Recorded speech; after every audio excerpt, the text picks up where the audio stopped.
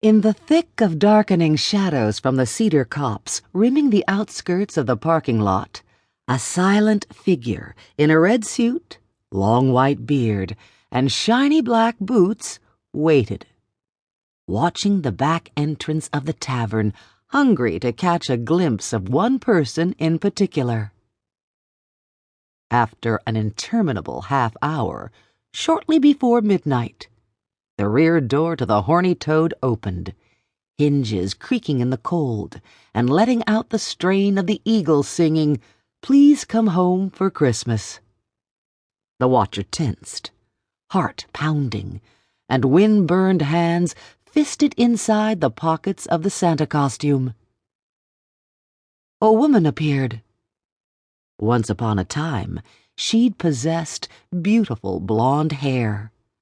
But now, it had grown steely gray. The watcher's breath caught.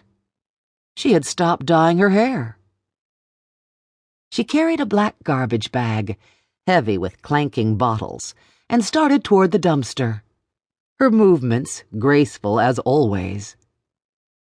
Years ago, she'd been a Dallas cowboy cheerleader, and she'd kept her slender, hourglass figure even into her 6th decade of life. But instead of the miniskirts she usually favored, because she had the most sensational legs of any woman in town, no matter what their age, she wore oversized blue jeans and a gray wool sweater with a saggy hem. The watcher's tongue moistened parched lips, wishing for so many things, wishing but unable to make those dreams come true. You couldn't turn back the clock, no matter how hard you might try. Redemption was so close, and yet so far away. The garbage bag made a muffled, thumping sound when it landed in the dumpster. The air smelled of juniper and wood smoke. She dusted her hands and turned toward the bar. Her breath came out in frosty puffs. The moonlight caught her face. Her eyes were worn thin, exhausted. The watcher shifted in the darkness, gut twisting. "Don't go. Stay.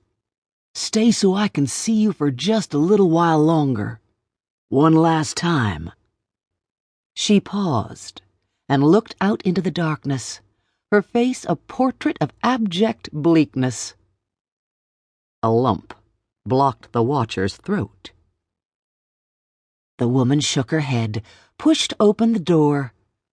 Roy Orbison was singing "Pretty Paper."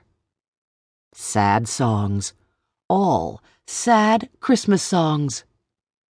She stepped inside, the door snapping shut behind her. A single chilly tear tracked down the watcher's cheek. Gone. Everything once loved and taken for granted was now forever gone.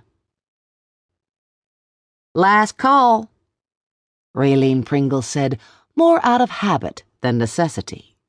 There was only one patron left in the Horny Toad on this lonely Saturday night, and he never drank more than a single glass of whiskey. "Have another one, Nate?" "I'm good." Nate Devers knocked back the last swallow of whiskey, set the empty glass down on the bar. For the past 6 months, he'd been coming into the bar almost every night. He arrived late, had one drink, and went home. Nate didn't talk much about himself, deflected questions by sitting alone on the far side of the bar beside the Benjamin ficus.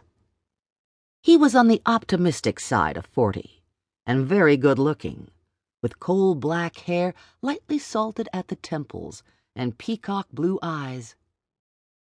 He was built like a Keith Black Hemi engine, big, strong,